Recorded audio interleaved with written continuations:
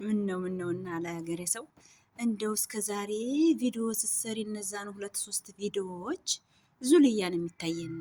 ምንድን ነው? የት ነው ያለሽው ላላችሁ እዩ። እዚህ ነው ያለሁት። በጣም የሚያምር ግቢ ምናምን ይሄ ተነስቶ ነው። እሺ ሰምታችኋል። ዝናብ ይዘንባል ተብሎ ማለት ነው።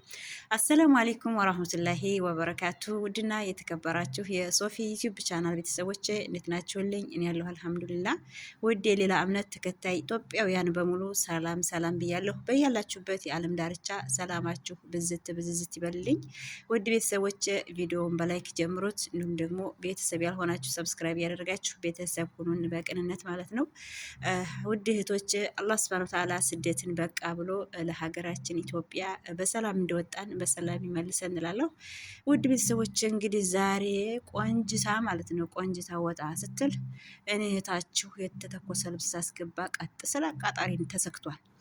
አቃጣሪን ከታች ንቅል አደረግኩና ከዚህ ቦታ መጣሁ። ይሄ ውጭ ነው ማለት ነው። ኬማ ነው እንደዚህ በሳራው ገብቼ ነው የምወጣውና ምን ልታደርጊ ወጣሽ? ምን ልታደርጊ ገባሽ? ተብዬ ስለምጠይቅ ነቀልኩ ከስር። ለምን ነቀልሽው ስትል ደግሞ ቻርጅ አድርጌ ነበር ቻርጅ ነው ብዬ ነቀልኩት ማለት ነው። በቃ እና ሸታራም ነው እንዳትሉ ማለት ነው። ውድ ቤተሰቦቼ እንግዲህ ዛሬ እየወደድኩበት ምክንያት ቪዲዮ እየሰራሁ አይደለም። ያው እንግዲህ አይመችም እንደዚህ ቪዲዮም ለመቀረጽ ታውቃላችሁ። ከሰው ቤት አይዳም ቢኖር ምግብ ላይ ራሱ ብሎግ ለማሳየት እኔ ምግብ እሰራለሁ። ግን ሴትዮዬ እንኳን ምግቧና ቤቷ እንዲታይባት አትፈልግም። ለዛ እየፈራሁ ነው ማለት ነው። እየሰራሁ አይደለም እና ውዶች ቻናሊቱ ዝቅ ያለ ነው። ከፍ አድርጉኝ ኢንሻአላህ የተወሰደ እሰራበታለሁ። ብዙ ብሎግ አሉን ኢትዮጵያ። ውድ እህቶቼ እንግዲህ ዛሬ ልላችሁ ወደድኩበት ምክንያት ውድ የስደት ስጦታ እህቶቼ በ10 ምናምን ዓመታችሁ በህፃንነታችሁ ኤሌመንታሪ ትምህርት አቋርጣችሁ ተሰድታችሁ ዛሬ ላይ ግን ሌላ ቦታ ያላችሁ አላችሁና ለእናንተ ትንሽ ልመክር ነው የመጣሁት ማለት ነው። እኛ ምን ጠፍቶን እንዳትሉ ማለት ነው። እና ውድ እህቶቼ ኢትዮጵያ ስንመጣ በጣም ብዙ ነገሮችን አሳልፈን ነው።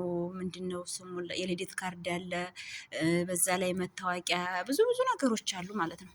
ያን ውጣ ውረድ አልፈን ለስደት አብቅቶን ስደት መጥተናል። አልሐምዱሊላህ የተመቸንም እየሰራን ያልተመቸንም እያለቀስን ህይወትን እያሳለፍን ነውና ግን የመጣንበትን አላማ መርሳት የለብንም ሀቂቃ ማለት ነው።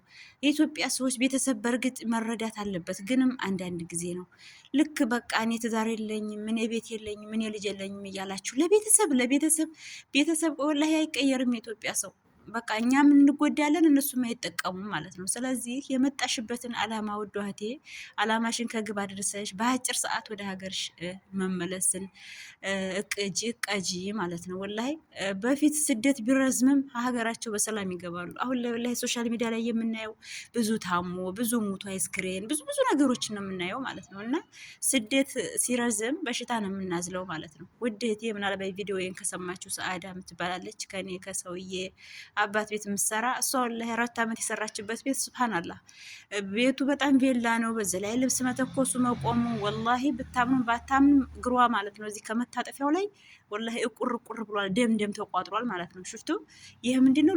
በቃ ብዙ ጊዜ ስለቆመች ነው፣ ብዙ ጊዜ ስለሰራች ነው። ስለዚህ እኛ በሽተኛ ሆነን ስንገባ የሰራነው ንብረት ማን አባቱ ሊበላው ነው? ማን ደስ ሊለው ነው? ማን ቦርቀቅ ሊልበት ነው?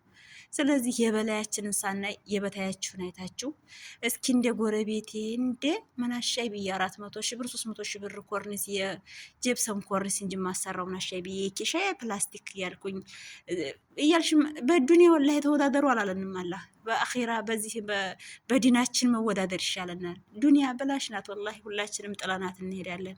ባለን ተብቃቅተን የበላያችንን ሳይሆን የበላያችንን አይተን መኖር ነው ያለብን። ውድ እህቶች እንደው ቀን አታስረዝሙ። እስኪ አገር ገባለሁ ብለሽ አቅደሽ ስንት ዓመት ያደርሻለሽ? የዛሬ ዓመት ገባለሁ በቃ በሽተኛ እየሆነ ወገባችን እግራችን ከመቆም የተነሳ በቃ ስለዚህ ወላሂ ዱንያ በላሽ ናት። ነገ ጧት ጥለናት እንሄዳል። የሰራንበትን የለፋንበትን አገራችን ገብተን ትዳር የሌለንም ትዳር ይዘን ትዳር ያለንም ልጆቻችን እየወለድን እችን የቀረችንን ኡምራችንን በደስታ ብናሳልፍ ይሻላል። ወላሂ ስደት እያስረዘማችሁ በሽተኛ ሆናችሁ ሀገር አትግቡ። እኔ እህታችሁ የመጣሁት አሁን ጠለብ ነው። ኢንሻአላህ 1 ዓመት ሆናኛለች። 1 ዓመት ናት የቀረችኝ። አላህ በሰላም ያደርስልኝ። እንደው 1 ቀን አልጨምርም ራሱ ማለት ነው። ምን አባቱ ለምን ድብና አይልም ለዚህ ጠፊ ዱንያ። እስኪ ኢትዮጵያ ከመጣን ስንቱ ወጣት አለቀ፣ ስንቱ ጎረቤት፣ ስንቱ ወላሂ በዚች 1 ዓመት ውስጥ ማለት ነው። ለዚህ ነው እኛ የምንሮጠው። እና ውዴቶችን ወደ ሀገራችሁ ለመግባት ወስኑ፣ ባላችሁ ተብቃቁላለሁ። በቀጣይ ቪዲዮ እስከምንገናኝ ድረስ በያላችሁ በሰላማችሁ ይብዛ። ወሰላሙ አለይኩም ወራህመቱላሂ ወበረካቱ።